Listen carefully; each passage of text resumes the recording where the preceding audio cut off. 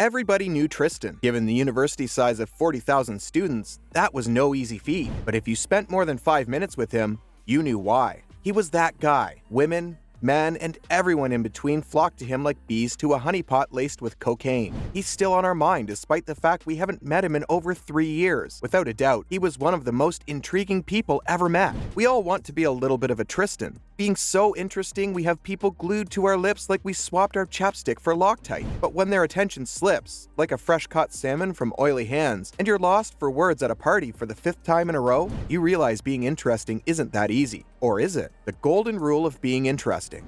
Most people care much more about themselves than they do about you. That's why Dale Carnegie, the OG of winning friendships and influencing people, said, "You can make more friends in 2 months by becoming interested in other people than you can in 2 years by trying to get other people interested in you." It's paradoxical, but the more you get others to talk about themselves, the higher their opinion of you, and the more interested they'll be. There's nothing wrong with telling your story about how the Mexican police put a gun to your head or how your mate got diarrhea on a boat. Tristan had loads of tales at the ready, but what made him stay in everyone's mind was that he asked the right questions. Your opinion doesn't matter as much as having one. If there's one thing that turns your conversation as stale as old bread, it's not having an opinion. What makes human conversation so exciting is the sheer variety of ideas, perspectives, and views. It's tempting to agree with people for the sake of avoiding conflict.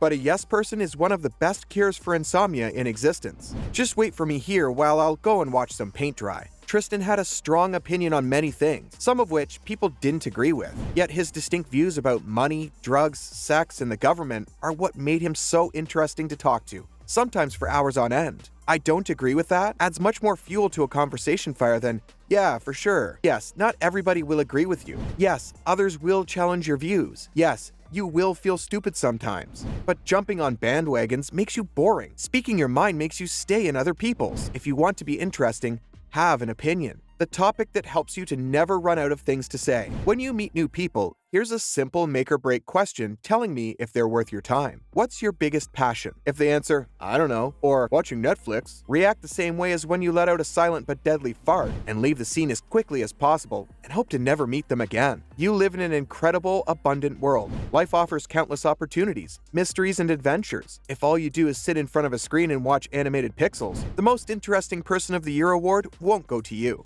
Passions are a great conversation starter because nobody can teach you more about a subject than someone passionate about it. If you want to hear someone blabber on for hours, get them to talk about what excites them. Consequently, when you have a passion, you also present a unique opportunity for everyone else. Even in our short time with Tristan, we've learned lots about money, sex, personal growth, and social dynamics, all subjects he was passionate about. Excitement is contagious. If you want to be interesting, be passionate. Content is king, delivery is God. The difference between a good joke and a bad joke often isn't the content, but the delivery. World-class comedians can make your eyes water and your abs cramp from laughing. But when you repeat the same lines to your friends, they meet you with raised eyebrows and weird looks. Yuval Noah Harari, best-selling author of a trilogy about the history, present, and future of humans, says what made us rise above other species and spread all over the planet was our ability to create and believe in stories. Christianity, capitalism, and climate change are well-told stories, some based on facts,